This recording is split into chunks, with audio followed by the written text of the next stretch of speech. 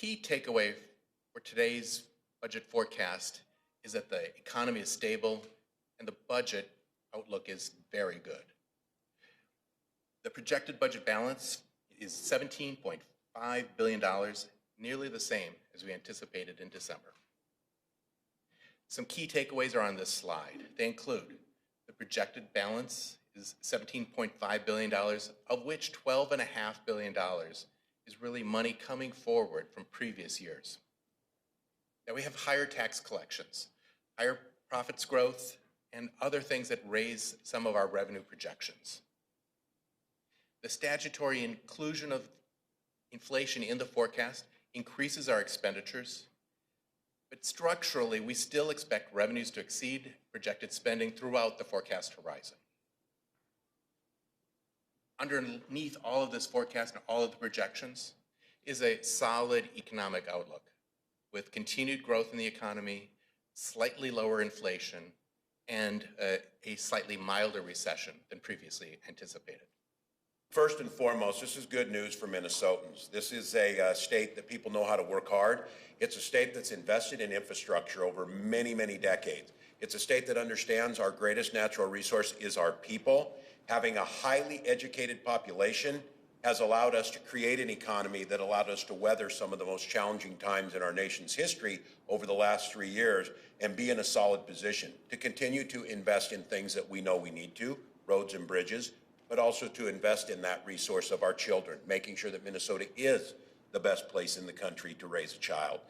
We oftentimes talk about in this administration that budgets are incredibly important fiscal documents. They're also incredibly important moral documents. They're a reflection of what you value, the things that you care deeply about. If you value your children, you invest in them.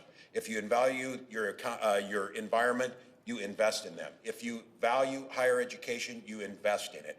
All of those things are what brings this budget together, and I'm certainly grateful to Minnesotans who worked incredibly hard. I'm certainly grateful for the forethought that went into making Minnesota's economy the 5th most diverse in the country. As you saw, we have almost the highest, the best rates of employment, some of the highest labor participation rates, but we also know that there are things that we can do to prepare for the future, to look out at those numbers where it went out to 26 and 27, where you saw the chart that I think is one of the most important ones showing annual job growth into the future. We know that we're an aging population. This is not unique just to Minnesota. We know that we're in a northern climate and people have been trying to migrate south at certain times.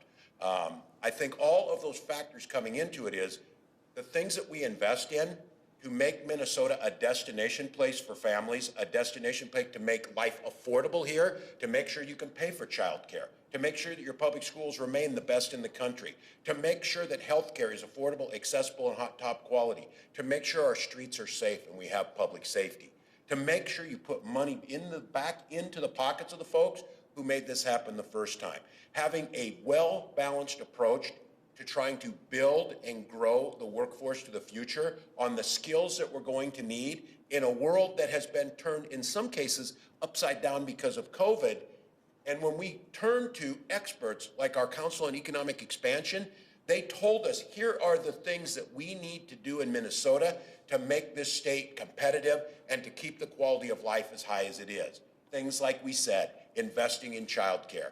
Things like we talked about doing a child tax credit to make sure that we alleviate child poverty and lift up those families. Making sure we're getting every child off to an early start to have quality pre-K for each and every child, and to make sure that's a mixed delivery system that works best for each and every one of those.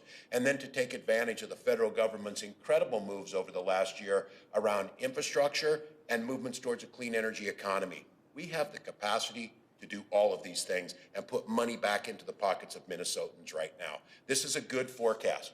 This is a positive affirmation about the economy in Minnesota.